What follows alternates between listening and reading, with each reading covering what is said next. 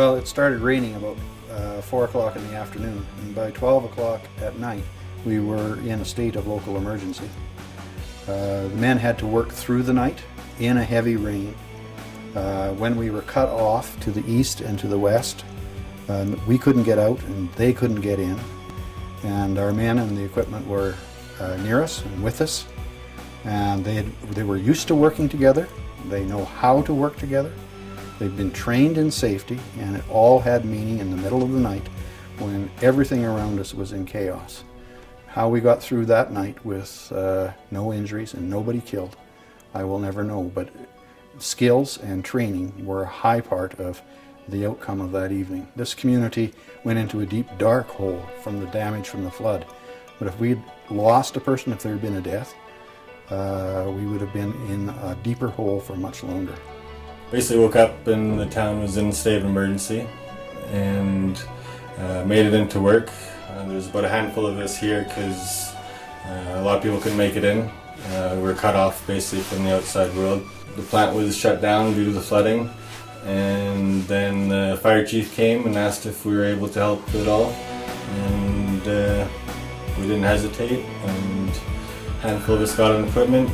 We all knew how to operate the equipment. So we just took our training and applied it to this situation, and lucky enough there was no incidents or no injuries. So I didn't expect my house to flood, but as it went on and progressed, every time I drove by with a load of rock, the water was a little higher and higher, and then I finally stopped to get my dog, and when I got out, the water pushed me over. I made it inside the house, and then someone already got my dog, which was good. And then just continued to work. Well, Exshaw is a pretty tight-knit community, so there's friends, there's neighbors, and when you see them in distress, then you just kind of put them before yourself, I guess. And when you're in a position to help others, it's almost a privilege, I think. So it wasn't a hard choice to make. I get up for work just like any other day. I guess I get up and walk the dog, and I noticed that there was a lot of water, but I didn't think too much of it. So I did come into work a little bit early, and it wasn't until I crossed the bridge that I realized that there's a problem. You know, your training just came into play and just mind on task.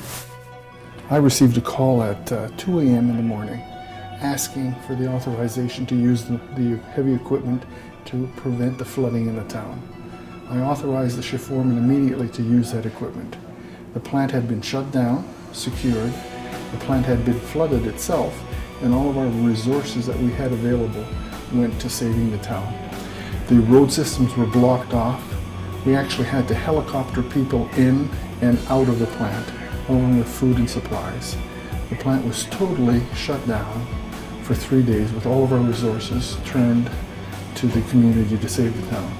We had locals coming in from having their own homes flooded to operate our equipment and to provide relief.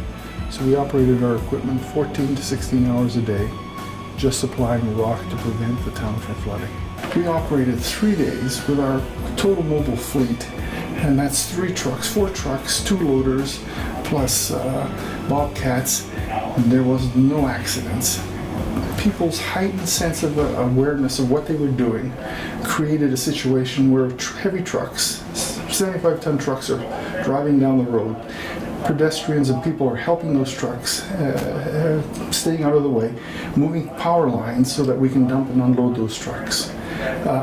So that to me is a great story of people when their minds are on their tasks. It's amazing what they can accomplish. The people that operated our equipment were trained on the equipment, otherwise they wouldn't have operated it. They weren't the regular operators. They had operated it in the past, so there was a bit of a familiarity to get familiar with the equipment again. But generally they understood what they needed to do. The loader operator was very experienced. He had been loading trucks for years. Truck drivers operated that equipment flawlessly for us. And it was part of the training that they've gone through, part of their experiences in the cement plant. And these are seasoned people that have worked in the plant for many years and have had the opportunity to work in different areas and operate different pieces of equipment. For me, it was as tragic as an event it was, there was tremendous learnings within the plant. the ability of people to step forward in difficult situations is just amazing.